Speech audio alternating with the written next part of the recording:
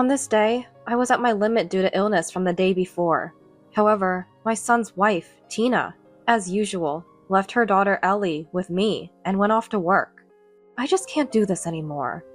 After much worry, I decided to call my son, Raymond. Hello, Raymond speaking. Mom, what's wrong? Sorry to bother you when you're busy, but I'm feeling a bit unwell. Could you possibly tell Tina to come pick up Ellie as soon as she can today? Wait, pick up Ellie? I'm actually out with Ellie right now. What? That can't be. Hold on a minute. See? Caught off guard by Raymond's unexpected response, I quickly switched my mobile phone to video call and showed my granddaughter quietly playing house in the living room. But Raymond, looking puzzled, said, who is that? Ellie is, look, right here. And showed Ellie drinking juice next to him on his mobile phone. There was the familiar smile of Ellie. It's true. Then who is this child? Struck by an unknown fear, Raymond and I fell silent, and then we would come to know a shocking truth. My name is Hannah, a 60-year-old widow. 3 years ago, my son Raymond, my granddaughter Ellie, and I experienced an unbelievable incident. Moreover, the mastermind behind that incident was none other than Tina, Ellie's mother. When I learned the full extent of the incident, I felt a deep anger as a mother. And I felt an intense outrage that such selfishness could not be allowed. This all started a little before Ellie was born. At the time, my husband Watson was hospitalized with terminal cancer, given only a few months to live. Watson often said, I just wished I could have seen Raymond's wedding. Then one day, Raymond introduced us to his fiancée, Tina. Tina was introduced to Raymond by a friend, and they had been dating for 2 years. She worked in human resources at a mid-sized company, seemed to have a good personality, and was very thoughtful, which was my first impression of her. Raymond, on the other hand, is serious but a bit inflexible. Tina naturally supported Raymond in such a way. I felt very reassured seeing the two of them together. I'm glad he met someone good, I thought to myself. However, that day's news was not just that. Actually, Tina is pregnant. They were going to have a shotgun wedding. It wasn't unusual, so it was a happy surprise. But that made the wedding seem difficult. Considering her condition and financially prioritizing the childbirth costs made sense. So without mentioning the wedding, I said, That's wonderful! To hear 2 pieces of good news today makes it a very special day indeed, and congratulated them. Watson seemed to share the same sentiment, offering his blessings without any issue. But then, Raymond said something unexpected. So, we're planning to have a simple ceremony with just the family before the pregnancy becomes too noticeable. They were planning to have a wedding in a month. A wedding? But she's pregnant, right? Is that okay? Yeah, we've talked to the venue and arranged a stress-free plan. So don't worry. Can you talk to the doctors here to make sure Dad can attend? It's close to this hospital. I was surprised that everything was already arranged. I was quietly moved by how dependable my son had grown to be. Thanks to Raymond and Tina, Watson was able to attend his son's wedding as he had wished. And a few months later, Watson passed away peacefully. Thanks to the thoughtful Raymond and understanding Tina, Watson left for heaven with the best memories. I later heard that Raymond and Tina had not initially intended to have a wedding. We weren't really interested in having a wedding. We'd rather spend the money and time on travel or things for raising kids. But we knew Dad wanted to see a wedding, so we decided to have one anyway. That was for Watson. Thank you so much. It was the best act of filial piety. And Tina, thank you, truly. Not at all. I actually enjoyed wearing the wedding dress more than I thought. It was a good memory, and I'm grateful to Watson. At that moment, I was again thankful that Raymond married such a generous person as Tina. However, that was the end of my interactions with Raymond and Tina. After Watson's funeral, they stopped visiting altogether. There were various reasons, but distance was a major issue. It took almost 3 hours one way by highway from where Raymond and Tina lived to my house. Since deciding to go to college, Raymond has been living alone, and it seems he's still living in the condo he bought new after getting a job, even after getting married. When Watson was healthy, we often visited by car, but that became impossible after his hospitalization. The problem is, I don't have a driver's license. I had no trouble getting to the supermarket for work, daily shopping, or going to the hospital, but visiting Raymond and Tina was too far. But I couldn't very well ask Raymond and Tina, who were both busy working, to come visit just because I wanted to see my grandchild. In our overly quiet, rural town, there's nothing that could entertain a grandchild. The most we could do was harvest vegetables from the garden or collect insects. However, Tina was extremely afraid of bugs. There was no benefit for them to travel 3 hours one way just to come to a bug-filled countryside. Thus, I had never once met my granddaughter Ellie. But it wasn't as if we had no contact at all. On weekends, Raymond would sometimes call me. It's Raymond. Mom, how are you doing? Fine, nothing's changed. By the way, did the package arrive? Yeah, it arrived. Thanks as always, it really helps. It's fine. Vegetables are expensive in the city, right? Well, yeah. Oh, hold on a second. Ellie? Here! Grandma. Are you okay? Yes, I'm fine. How about you, Ellie? Yeah, I'm good. Thanks for the vegetables. Although the conversation was just a few minutes, it was the only pleasure in my lonely life. Plus, nowadays, we can video call with mobile phones.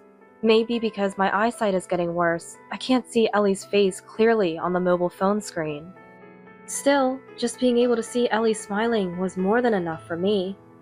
Then, one Friday, I received a call from an unexpected person on my mobile phone. Tina?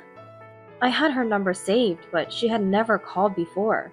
If she had something to ask, she would convey it all through Raymond, so I hadn't even heard her voice in years.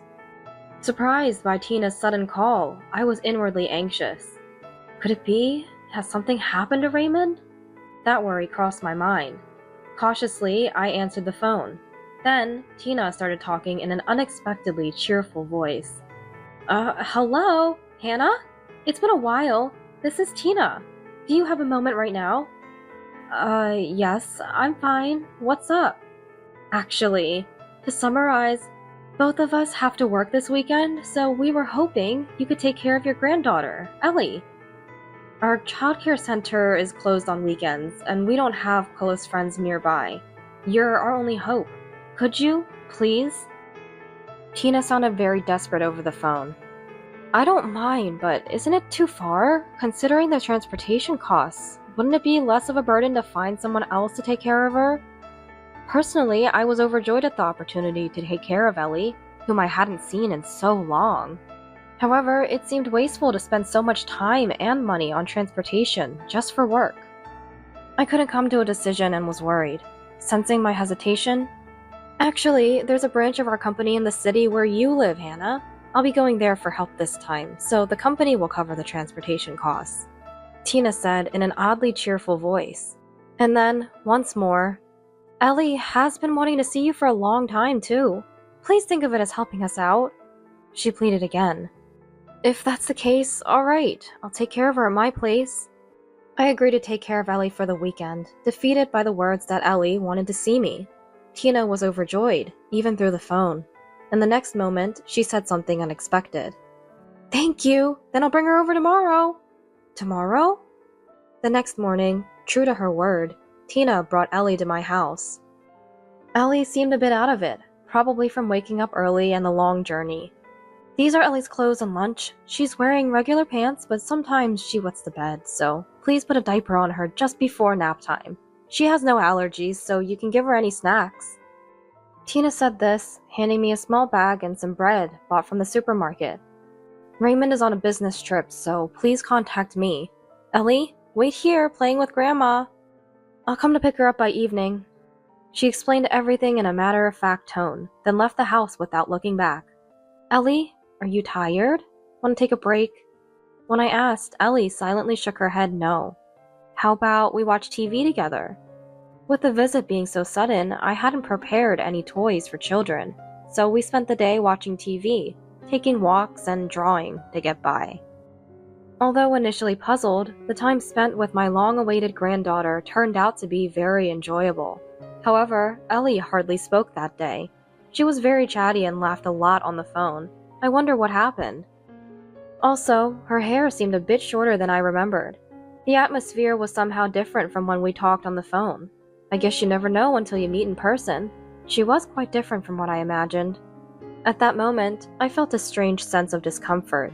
However, I chalked up this discomfort to the tension of a 3-year-old suddenly being pulled away from her parents and didn't pursue it further. If only I had been more vigilant at that time, perhaps Ellie and the others wouldn't have had to suffer. From that day on, Tina began dropping Ellie off almost every week. I blame myself for not verifying, but I honestly didn't expect the work to be so frequent, and I was quite perplexed. Moreover, Tina completely ignored my schedule and physical condition, forcibly leaving Ellie behind. "You're not feeling well. It's okay, you can rest. Ellie can stay quiet as long as she has TV. You have an errand? Then please leave her until you're back. There are no thieves in the countryside, so it's fine, right?" Against Tina's selfish arguments and nonsensical reasoning, I repeatedly asked to discuss the days she would bring Ellie in advance. However, Tina would evade the conversation, and in the end, "I'm really sorry for always being so demanding, but it helps us out a lot. Thank you," she would always say. And the next week, as if nothing had happened, she would drop Ellie off again. To Tina, I must have seemed like a convenient, free daycare. That's why my schedule and plans didn't matter to her at all. I was furious at Tina's selfish behavior and considered taking drastic measures. Maybe I should just go out early in the morning and stay out all day on weekends. But the thought of something happening to Ellie scared me, and I never went through with it. That's how careless Tina was with Ellie. Maybe I should talk to my son Raymond about it. I had thought that as well, but that too ended up being just a fantasy. After all, Raymond and Tina were busy working on weekends, which is why they sought my help in the first place. Bringing up a mother-in-law and daughter-in-law conflict seemed like it might not be the best idea. It could even result in losing my time with Ellie, which I wanted to avoid at all costs. I wanted to see Ellie, so I wanted to avoid the worst-case scenario. But I couldn't go on like this. I felt like I was lost in a maze with no way out. And with each weekend, my feeling of dread grew. Feeling that this couldn't continue, I decided to change my mindset. This is like supporting child-rearing. I'm helping Tina with her parenting in place of the busy Raymond. I convinced myself to think this way. It was a far-fetched idea, but it was a desperate measure when no fundamental solution could be found. Things took a significant turn about 6 months after I started taking care of Ellie. One Friday night, I was struck by a severe chill. Tentatively, I measured my temperature and found it was nearly 100 degrees Fahrenheit. I immediately called Tina. Tina? I've come down with a fever. I'm really sorry, but I can't take care of Ellie tomorrow. My apologies." "Is that so? Understood. Take care." Expecting complaints due to the sudden notice, I was surprised by her brisk response. But at that moment, I was in such physical discomfort that, despite her forceful ways, she's still a good person at heart. That's reassuring. I felt more relieved than anything, so I didn't question the brief and straightforward exchange with Tina. After hanging up, I searched through the medicine box for a fever reducer, but unfortunately, I was out of medicine that day. Just my luck. If I can move tomorrow, I'll have to go buy some medicine. To stave off the intense chills, I piled on a ton of jackets and made my way to bed with unsteady steps. Despite being so bundled up, it took a while to fall asleep due to the chill coming from inside my body. Thinking that tomorrow would be a rare day off, I didn't feel any rush or anxiety.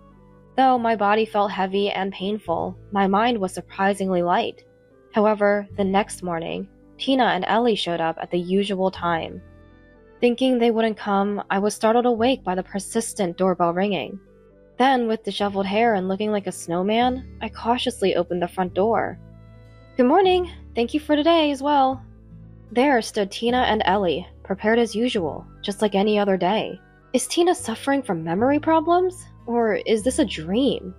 It was as if last night's conversation never happened. Everything was business as usual.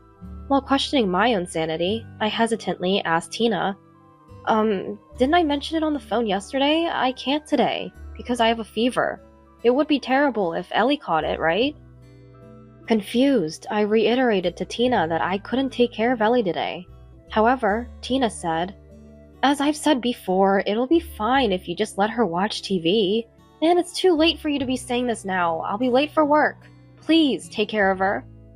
And she left Ellie at the doorstep and left. Shocked by her selfish and forceful behavior. Wait, Tina? Enough is enough!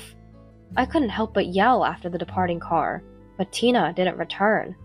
Feeling dejected, I turned to Ellie, who was standing quietly at the entrance, and said, I'm sorry for raising my voice. Did I scare you? Let's go inside for now, okay? And we went back inside. The chills had somewhat subsided, but the headache was severe. I thought about going back to sleep or buying some over-the-counter medicine, but with Ellie in the house, neither seemed feasible. By this time, lunch preparation had also become my sole responsibility. There was no way I could cook in my condition. After much deliberation, I decided to call Raymond. Hello, Raymond speaking. Mom, what's up? Sorry to bother you when you're busy. I'm feeling a bit under the weather. Could you tell Tina to come pick up Ellie as soon as possible today? Wait, pick up Ellie? I'm actually out with Ellie right now. What? That can't be. Hold on a moment. Look. Surprised by Raymond's unexpected response, I hurriedly switched my mobile phone to video call and showed Ellie quietly playing house. But Raymond, looking puzzled, said, who's that? Ellie is, look, right here. And showed Ellie drinking juice next to him on his mobile phone. Ellie waved innocently with her usual smile. I don't feel any discomfort in that appearance. It's true, then who was this child? Struck by an unknown fear, Raymond and I fell silent. Anyway, can you tell me why you're taking care of her? After a brief silence, Raymond decisively asked about the situation. I explained everything I had been told by Tina, and that I was in no condition to take care of a child due to my illness. Understood. I'll head over there right away, just hang in there a bit longer. Yeah, thanks. Could you bring some headache medicine too? Got it. Need anything else? After this exchange, we ended the call. Clutching my mobile phone, I quietly watched Ellie continue playing house across the table. Could it be that she's not my granddaughter? Then whose child is she? The first thought that came to mind was Tina's secret child, but the idea of a secret child the same age as Ellie seemed far too unrealistic. But with a severe headache, I couldn't think of anything else. Before long, Raymond and Ellie arrived. Raymond handed me the over-the-counter medicine he had bought. I'll take care of the kids, so you get some rest, Raymond said, loading the children into the car before heading out to a nearby large supermarket for groceries. Thanks to Raymond's thoughtfulness, I was able to rest quietly in my room for a while. Glancing at the alarm clock, it was just past 2 p.m. The headache had completely vanished.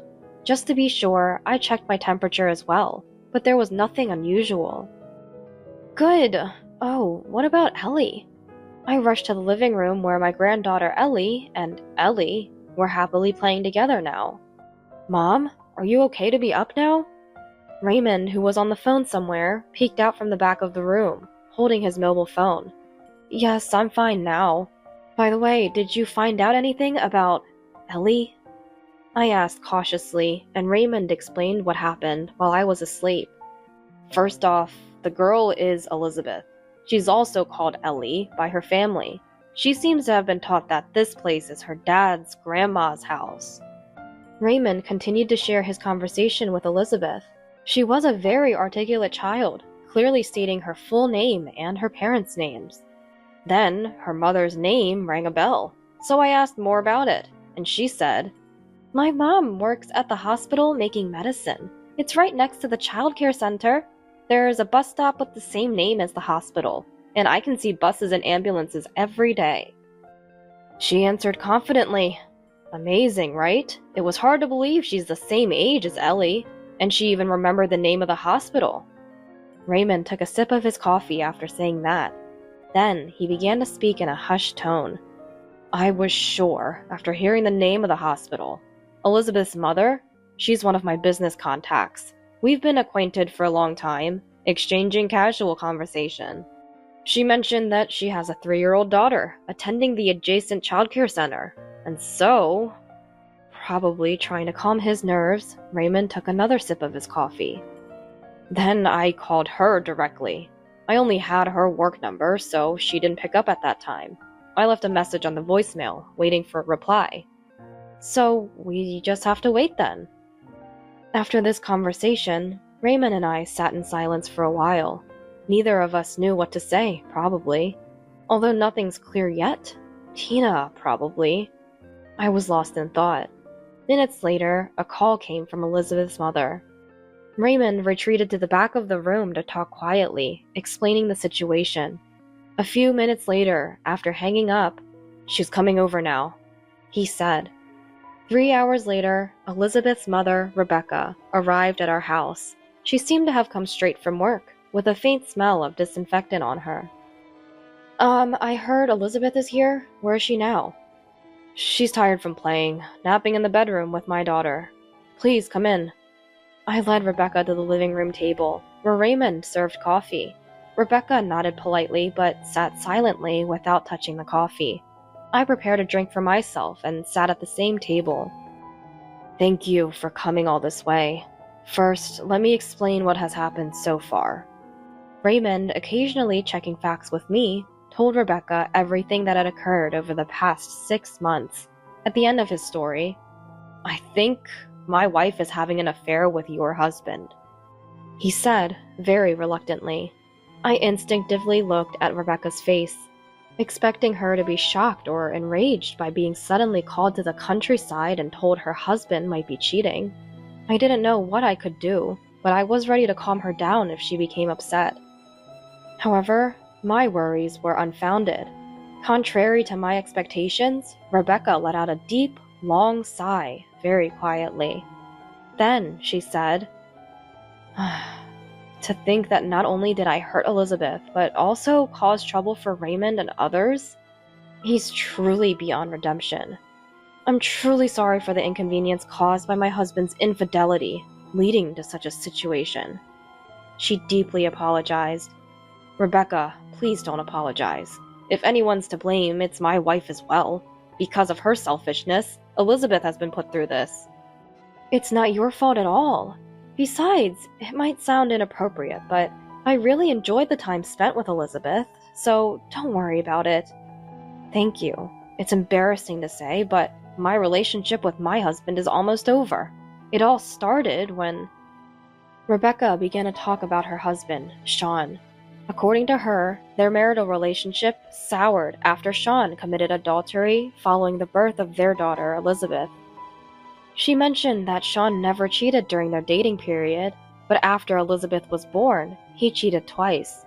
She believed him when he said it was a one-time mistake due to alcohol, but she couldn't forgive him the second time. However, she wasn't ready to make the decision to divorce. So, she told him that if he cheated a third time, she would divorce him. Thanks to that promise, Sean stopped cheating, but we became more like Elizabeth's parents than a couple.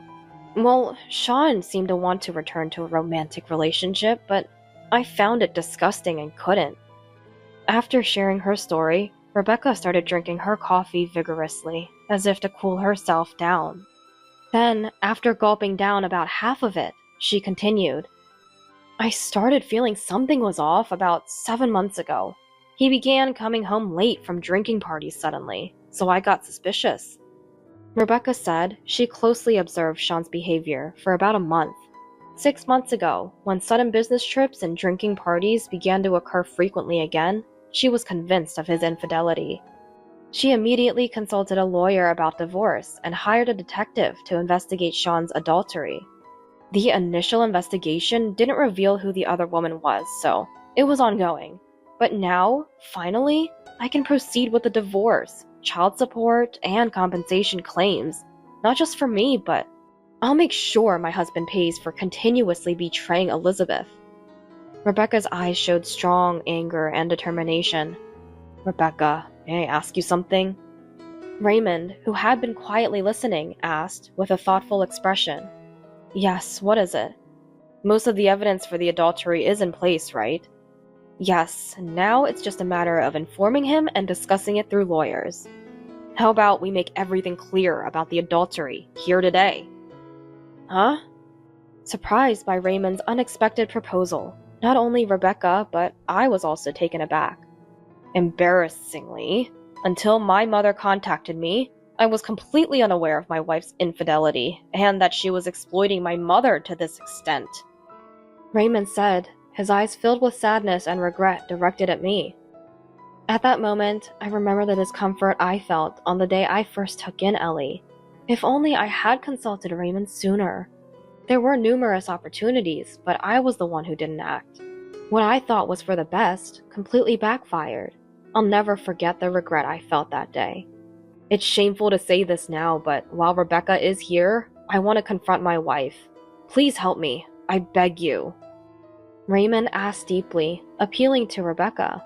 Rebecca appeared a bit hesitant at first. Of course, I'd be happy to help. But she readily agreed. The time that followed seemed to pass in the blink of an eye. Rebecca contacted her lawyer and the detective agency, explained the situation, and discussed the next steps. Meanwhile, Raymond called Tina's workplace, only to find out she had never been asked for help as she claimed. Though Raymond was shocked, it seemed to completely clear his feelings towards Tina. As it got dark, Tina came to pick up Ellie, as usual. Pretending to feel sorry, I said, "I'm sorry for yelling this morning. As an apology, I've prepared dinner, so please have some before you go," I said, forcibly inviting Tina inside the house. Tina, with a grim expression as she entered the living room, caught sight of Raymond sitting at the table and gasped. "Raymond?" "Tina, take a seat. We need to have a serious talk." The heavy atmosphere around Raymond made Tina's face turn pale rapidly. A few minutes later, Rebecca returned with her husband Sean in tow. Upon entering the living room and noticing Tina, Sean froze. "Tina, why are you here?" "What about you?" Unable to hide their panic, I coldly stated, "We've gathered today to discuss Ellie. Tina, it seems this child is Sean's daughter. Why would you bring Sean's daughter to our house and even lie that she was my granddaughter?" "Well, that's because, Sean asked me to." "What? Don't make this my fault. It was your idea, wasn't it?" "Would you just be quiet for a second? Sean said he couldn't ask his wife, so reluctantly, since he insisted so much, I just helped out." "What's that supposed to mean? Don't make me out to be the bad guy. I told her to stop, but Tina wanted to. It's not a lie about work. I really did go to work. And Tina is just a work colleague. Don't get it wrong." Tina and Sean tried to shift the blame to each other and made excuses, trying to clear their own names. Their conversation was inconsistent, and just listening to it was enough to give me a headache again. It was all noise without substance. Rebecca was the one who silenced them. "Let's get divorced." The house fell silent at her words. Wait a second. What's going on all of a sudden?" "It's not sudden. Remember our promise? If you cheated again, we'd divorce." "No. So it's not like that. She's just a work colleague." "Sean, those excuses won't work anymore, will they?" Rebecca then placed her mobile phone on the table, showing a picture of Tina and Sean kissing in a car. "This can't be happening. How?" How did you get this?" "I paid for a private investigation. There's a lot more evidence than this." Faced with undeniable evidence, Tina and Sean fell silent. Then Raymond confronted Tina. "Tina, so the story about going for help was all lies, wasn't it?" What are you talking about? That's not possible." "I called your office earlier. They said there's no way a part-time clerk would be asked to do such a thing. And the training to become a full-time employee was also a lie, wasn't it?" That is..." Tina was speechless, looking down for a while. A heavy silence lingered for minutes. What's going to happen now? Unable to see the future, all I could do was silently observe. Fine. Yes, it's all lies. Everything about Ellie, the work, all of it was just to make time for Sean. So what, are we getting divorced? Tina's unexpectedly cheerful voice broke the silence in the living room. Admitting everything, Tina's attitude was defiant, as if she was a completely different person. "I've always liked Sean's type. Raymond has a nice apartment and a good salary, but he lacks charm, you know? It's just different. It's a stable life, but it lacks excitement." Tina expressed her dissatisfaction with Raymond and her affection for Sean without any sign of remorse. Raymond is serious, right?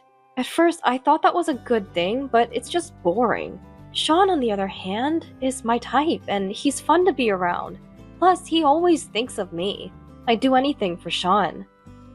Tina smiled at Sean like a girl in love, betraying her family and husband without any guilt. From the strange appearance, Tina thought that her marriage to Raymond was already over, and using this discussion as an opportunity, she's probably thinking of starting a new life with Sean. Seeing Tina smiling so happily, Raymond and I were too stunned to say anything. How can she say such things after betraying her family? My head was filled with disbelief. However, Sean's unexpected response shattered Tina's smile. Stop joking around. The only one I love is Rebecca. Rebecca, I was wrong. I'll change for real this time. So please don't divorce me. Ignoring Tina, Sean pleaded for Rebecca's forgiveness. However, Rebecca's feelings were unchanged.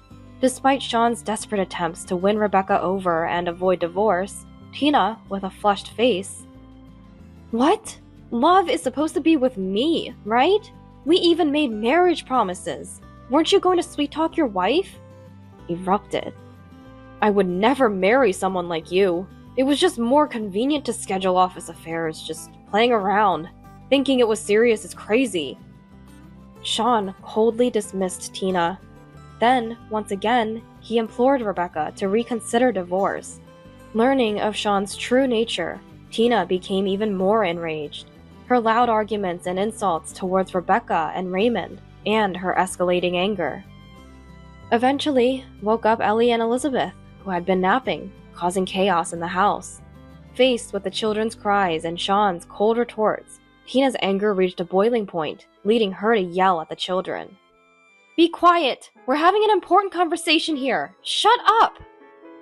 Exposed to such unjustified and selfish rage, the children cried even louder. It was then that the usually mild-mannered Raymond, "Don't yell at the kids!" yelled at Tina with unprecedented force. Overwhelmed by Raymond's presence, Tina finally quieted down. Raymond, while holding a sobbing Ellie, stated firmly, "Tina, Sean, we'll discuss the future at a later date. For now, please leave," and expel the two of them. Overpowered by Raymond's determination, Tina and Sean left, bickering with each other. Though the discussion turned out to be incredibly tumultuous, it was good to clarify the adultery. That evening, I finally had dinner with my real granddaughter. Despite the previous upheaval, we enjoyed a peaceful and happy time together. Later, discussions for divorce took place involving both families. With Rebecca and Sean signing an agreement and Tina expressing her intention to divorce, the divorce was finalized swiftly. Ellie's custody was granted to Raymond, as Tina relinquished her parental rights. Raymond had intended to gain custody from the start, so he was relieved. Although there were some disputes over alimony and compensation, the payments were made in full, without significant reductions. Tina quit her part-time job afterward. Somehow, the news of her affair with Sean and the deception involving the fake daughter spread throughout her workplace. She faced cold stares from her colleagues and even earned an unflattering nickname. Sean also faced repercussions at work due to the affair becoming public, resulting in a demotion. Furthermore, Tina, unable to let go of Sean, turned into a stalker, leading to police involvement, as Rebecca shared. Rebecca herself left her hospital job to take over her family's pharmacy, moving back to her parents' home.